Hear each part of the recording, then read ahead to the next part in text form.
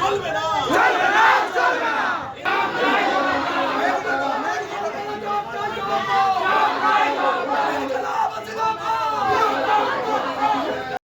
আবাসে দুর্নীতির অভিযোগ তুলে তারকেশ্বর বিডিও অফিসে ঘেরাও করে বিক্ষোভ বামেদের।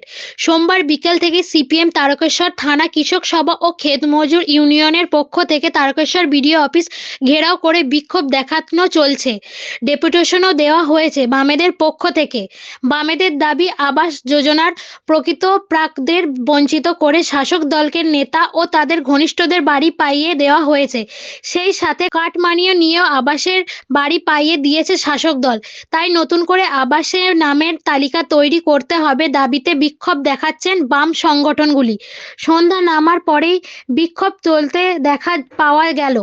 এই বিষয়ে হুগলি জেলার কৃষক সভার সম্পাদক স্নেহাশীল রায় সাংবাদিককে কি বললেন চলুন একবার শুনে নেব। তারকেশ্বর হুগলি থেকে আশিস কুমার ঘোষের রিপোর্ট, সারাদিন খবর।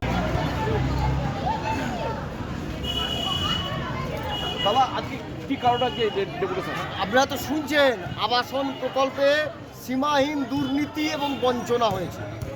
গরিব মানুষ যাদের মাটির ঘর ভেঙে পড়েছে, এবং দেখবেন আমাদের এখানে বেশ কয়েকটি গ্রামের মানুষ বন্যা দুর্গত, যাদের বন্যায় ঘর ভেঙে গেছে, তাদের ঘর থেকে বাদ দেওয়া হয়েছে।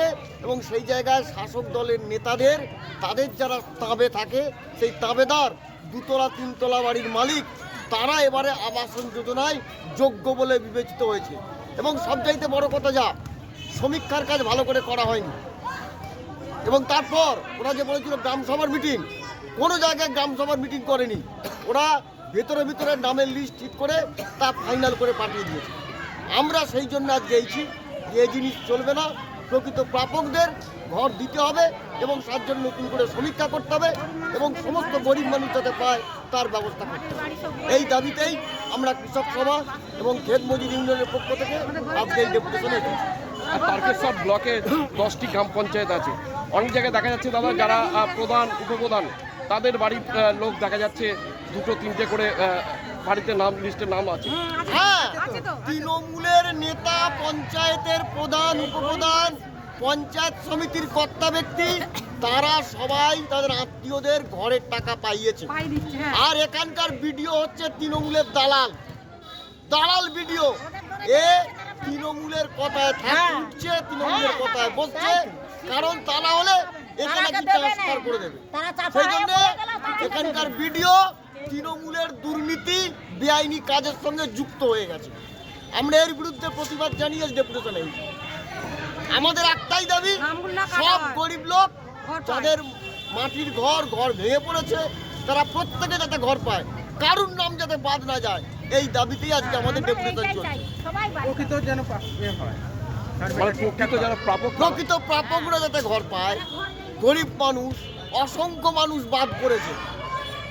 এই বদমাইশি, এই বেয়াদপি, এই দুর্নীতি, এই বৈষম্য, এটা আমরা কখনো মেনে নেব না।